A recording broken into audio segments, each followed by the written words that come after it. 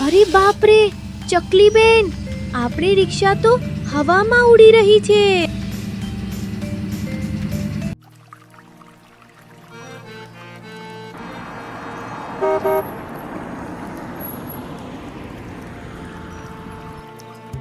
જંગલમાં એક ચકલીબેન રહેતા હતા. તેમને બધા રિક્ષાવાળી ચકલી કહેતા હતા, કારણ કે તેમની પાસે એક રિક્ષા હતી. ચકલીબેન વર્ષોથી જંગલમાં પોતાની રિક્ષા ફેરવતા હતા, પરંતુ હવે ચિંતાની વાત એ થઈ ગઈ હતી કે તેમની રિક્ષામાં હવે કોઈ બેસવા માંગતું નહોતું, કારણ કે જંગલમાં હવે કાર દ્વારા આવવા જવાની સુવિધા થઈ ગઈ હતી. આ બધું જોઈને ચકલીબેન ખૂબ જ દુઃખી થતા હતા. છતાં પણ તેઓ દરરોજ પોતાનો વેપાર કરવા માટે રિક્ષા લઈને નીકળી પડતા હતા. અરે ઓ ભાઈલુ, ચાલો બેસી જાઓ રિક્ષામાં, હું તમને મૂકી આવીશ. દીદી, બસ આ બાજુના જંગલમાં જ જવાનું હતું, મારા મોટા બેનના ઘરે. બેસો બેસો રિક્ષામાં, હું ફક્ત 30 રૂપિયા જ લઈ જઈશ અને તમને જલ્દી પહોંચાડી પણ દઈશ. આ રિક્ષામાં? ના ના ના બાપા, આ રિક્ષામાં જઈશ તો સાંજ સુધી પણ નહીં પહોંચી શકું. અરે ઓ ટેક્સી, બાજુવાળા મોટા જંગલમાં જશો? હા જઈશ, પણ 50 રૂપિયા થશે. ઠીક છે, હું આપી દઈશ. ચાલો ચાલો.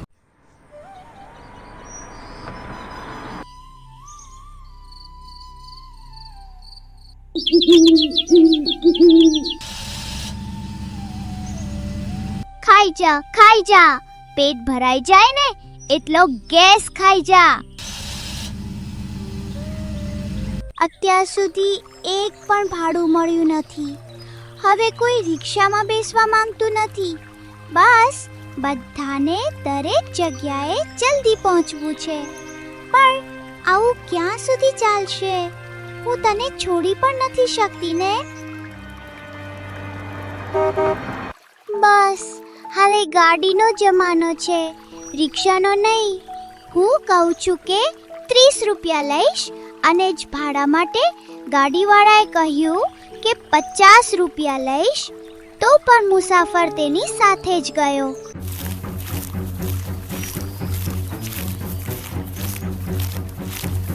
અરે ઓ ચકલીબેન, ઉધારના પૈસા ક્યારે આપશો? હા, મારા લીધેલા કર્જના પૈસા ક્યારે આપશો? હા. જય શ્રી કૃષ્ણ રાજા સાહેબ, બસ મને થોડો વધુ સમય આપો. અરે બીજા કેટલા દિવસ આપો બેન? દિવસો બોલતા બોલતા મહિનાઓ નીકળી ગયા. તમને કોઈ અંદાજ છે કે તમારા પર કેટલું વ્યાજ ચડી ગયું છે? હું શું કરું રાજા સાહેબ, હવે તો કોઈ ભાડું પણ મળતું નથી. અરે પણ એમાં હું શું કરું બેન? હવે તમે ધ્યાનથી સાંભળી લો.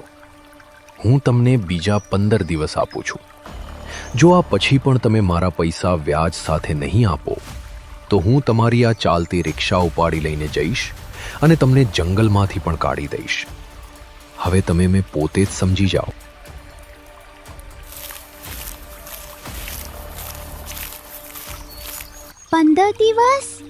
પંદર દિવસ તો મારા માટે બહુ જ ઓછા છે. હવે હું શું કરીશ? હું પૈસા કેવી રીતે ભેગા કરીશ? આવો, રિક્ષામાં બેસી જાઓ. ભલે 10 રૂપિયા જ આપજો. આવો દીદી, આવો બેસો. અરે બેન, મોટી બજારમાં જશો? હા જઈશ, પણ 40 રૂપિયા થશે. અરે મારી રિક્ષામાં બેસી જાઓ, ફક્ત 20 રૂપિયામાં પહોંચાડી દઈશ ભાઈ. ફક્ત અડધા ભાડામાં પહોંચાડી પણ દઈશ. જેટલી બૂમો પાડવી હોય એટલી પાડી દે ચકલા, પણ હવે રિક્ષામાં તો કોઈ નહીં બેસે. હે.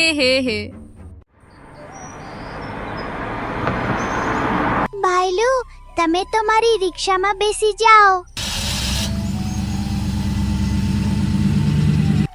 આજે પણ એક પણ ભાડું મળ્યું નથી. શું થશે મારું? રાજા સાહેબનું કર્જ હું કેવી રીતે ઉતારીશ? હવે તો કોઈ રસ્તો પણ દેખાતો નથી. હે કાન્હા, હવે તું જ કોઈ રસ્તો બતાવ, તારો જ સહારો છે. અરે આ શું પડ્યું છે? આ શું ચમકી રહ્યું છે? અરે આ શું? આ તો ત્રિશૂલ છે. અહીં આજુબાજુ કોઈ મંદિર નથી અને બીજું કોઈ દેખાતું પણ નથી. હવે શું કરું? ચાલો, મને મળ્યું છે તો હું હમણાં માટે મારી પાસે જ રાખી દઉં છું. એક કામ કરું છું, આ ત્રિશૂલ રિક્ષાની ઉપર લગાડી દઉં છું. જેનું હશે તેને દેખાઈ પણ જશે. હા, આ ત્રિશૂલ તો રિક્ષાની ઉપર બહુ જ મસ્ત લાગે છે. હા, ચાલો હવે હું ઘરે જાઉં છું. હે ભગવાન, હજુ તો ઘર બહુ જ દૂર છે. આરામથી અડધો 1 કલાક લાગી જશે. અરે અરે, આ શું થઈ રહ્યું છે? પણ રિક્ષા હવામાં કેમ ઉડી રહી છે? અરે બાપરે, આ રિક્ષા તો ઉપર આકાશમાં પહોંચી ગઈ. અરે રે, હવે હું શું કરીશ? અરે ઊભી રહે મારી માં.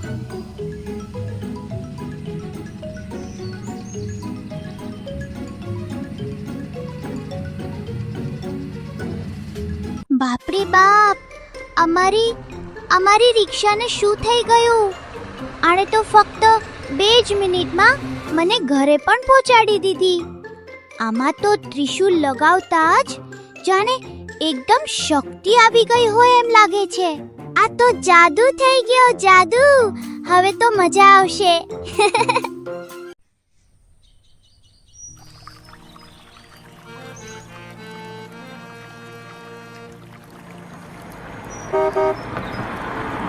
અરે આ શું ચકલા, ફરીથી તું તારી રિક્ષા લઈને આવી ગઈ. કોઈ પણ નહીં બેસે, જોઈ લેજે. ઠીક છે, જોઈ લઈશ. મોટા મંદિરમાં જશો? અમે 2 જણ છીએ. હા હા, જઈશ ને. પણ તમારા બંનેના મળીને 100 રૂપિયા થશે. શું? 100 રૂપિયા? ના ના ના બેન, આ તો તમે બહુ જ વધારે કહો છો. નથી પોસાતું તો કોઈ વાંધો નથી, પણ થશે તો 100 રૂપિયા જ હો. અરે ઓ ભાઈ, આવી જાઓ. બેસી જાઓ મારી રિક્ષામાં. અડધી કિંમતમાં પહોંચાડી પણ દઈશ. અને હા, આનાથી પણ જલ્દી પહોંચાડી દઈશ. અરે ઓ, શું બોલે છે? ચા તો પીધી છે ને તે? હા, હું પણ એમ જ વિચારું છું. આ કારવાળાથી જલ્દી રિક્ષાવાળો કેવી રીતે પહોંચાડી શકે? રે, મારા પર વિશ્વાસ તો મૂકો. ચાલો ઠીક છે, 1 જણ કારમાં બેસો અને 1 જણ મારી રિક્ષામાં. જો હું હારી જાઉં તો મને ભાડું પણ ન આપતા, ઠીક છે? ઠીક છે, જો હારી જશો તો હું 1 રૂપિયો પણ નહીં આપું. હો, ચાલ તું રિક્ષામાં બેસી જા અને હું કારમાં આવું છું. મને લાગે છે કે તને ચા પીવાની જરૂર છે ચકલી. એક કામ કર, પહેલા જઈને ચા પી લે. ઓય, પેલો કારવાળો તો નીકળી પણ ગયો. હવે તું પણ ચાલ. અરે હા દીદી, પણ હવે આપણે ચાલીશું નહીં, હવામાં ઉડીશું.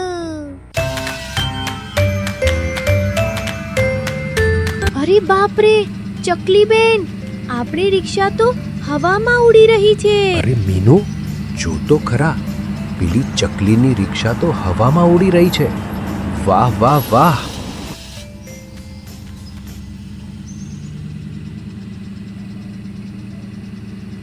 અરે રે, આ શું? આ કેવી રીતે થઈ ગયું? રિક્ષા હવામાં ઉડી રહી છે. અરે રે, હવે તો બધું જ થશે. મેં તમને પહેલાથી જ કહ્યું હતું ને કે આપણે પહેલા પહોંચી જઈશું. ચાલો, હવે જલ્દી ભાડું આપો. વાહ વાહ, આ વાત તો આખા જંગલવાસીઓને ખબર પડવી જ જોઈએ. અને આમ આખા જંગલમાં ચકલીબેનની ઉડતી રિક્ષાની વાત ફેલાઈ જાય છે. અને પછી તો બધા જંગલવાસીઓ લાઈન લગાડીને ચકલીબેનની રિક્ષામાં બેસવા માટે ઊભા રહેવા લાગ્યા. પછી ધીમે ધીમે દરરોજ ચકલીબેનનો વેપાર ખૂબ જ સરસ ચાલવા લાગ્યો.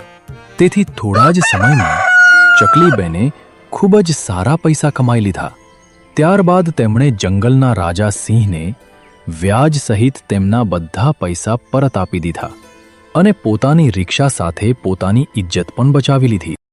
પણ બીજી બાજુ મીનુ ચકલીનો વેપાર તો એકદમ ઠપ થઈ ગયો. મીનુ ચકલીની કારમાં હવે કોઈ બેસતું જ નહોતું. હવે મીનુ ચકલીએ ચકલીબેનનું નુકસાન કરવાની યોજના બનાવી લીધી. એક દિવસ રાત્રે છે. ચકલા, હવે હું તને આજે તારી ઓકાત બતાવું છું. ઉડતી રિક્ષા હો. આ રિક્ષા ઉડાવીને તે તો મારો આખો વેપાર જ ઠપ કરી દીધો છે. હવે જો હું શું કરું છું. હવે આ રિક્ષાને બીજા કોઈ જંગલમાં લઈ જઈને આગ લગાવી દઈશ. પછી તને આ રિક્ષા ક્યારેય મળશે પણ નહીં.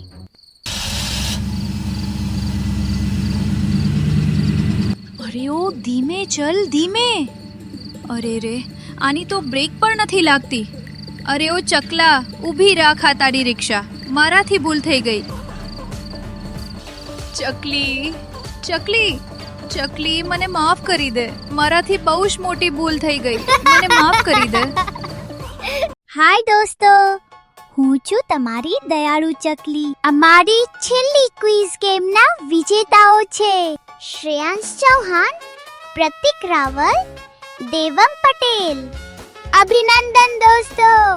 જો તમે પણ ઈચ્છો છો કે આવનારી વિડીયોમાં તમારું નામ લઉં તો હમણાં ચેનલને સબસ્ક્રાઇબ કરો અને આજના સવાલનો સાચો જવાબ કોમેન્ટ કરો. પહેલા 3 વિજેતાઓના નામ હું ચોક્કસ લઈશ. ચકલીબેનની રિક્ષા કોને ચોરી કરી? જલ્દી કોમેન્ટ કરો. હું તમારા કોમેન્ટની રાહ જોઈ રહી છું.